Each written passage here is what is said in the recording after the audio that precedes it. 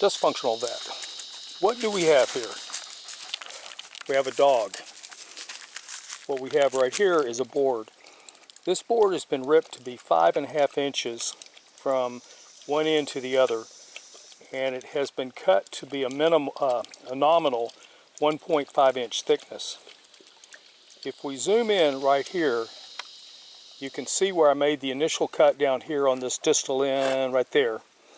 But as I came up, due to some warping in the board, it wasn't cutting exactly right.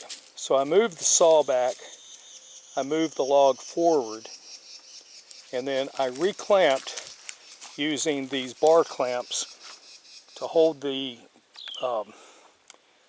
thing where it should be. Now if we tune in right here, we can see where my cutting to 1.5 inches, it had gone back to cutting correctly here, and that's why there's a demarcation there. And I've been looking for a way to hold these boards in place when I was cutting them, and I came up with this idea of using a clamp like this. Let me step over just a hair. You can see here where I'm on this side, and here where I'm down at the bottom just below the blade going across. And this works well. I have also done it where I take the clamp and I clamp onto the board here and I clamp onto this support here, and as I reach it I remove the clamp, and when I pass by then I put it back down. I've done it both ways and both ways work well. But I was able to get this to go, and the reason I want to mention this to you is because if you have a board that you really need to be cut to a thickness and it's really too big for the planer you have, since you don't have an industrial planer, a good way to do it, like I say, is to get started down here, and if it goes out of whack, come back and just run the blade back and forth. You can see where I kept cutting in until I was getting the proper cut, and then cut this thing.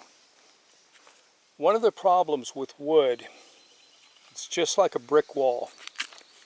A brick wall is a good solid wall, but if you put a tremendous amount of heat on the inside and not on the outside, the brick will literally expand out. If you've seen fires of walls collapsing, brick walls, it's because the inside is expanding, the outside, not being heated by the fire, is cooler, and the thing literally pushes itself over. Same thing with this. Let's see if this thing is still in bad shape, because I thought this was really cool. Yeah, it's in still pretty bad shape. Now this used to be as flat as that board over there, but as I cut this, now it was sunny, the sun's kind of gone away for the moment. When it was sunny out here, the water on the underside of this, you can see the sawdust built up on it, the water on the underside of this cooled this off, and so because it was cool, it curved just like a brick wall would in a fire. I thought that was so cool. I hope I gave you some tips that you can use. The bar clamps are nothing special. I believe they were 26 inch, and I cut them down so that they'd be shorter than the rails. I also cut them so that I can pass over them with the let me show you this.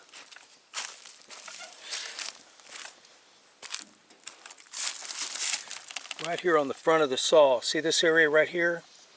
I cut them because if you have a bar that's sticking out too far and it hits this, then you're going to have a problem. So I made them appropriate for that.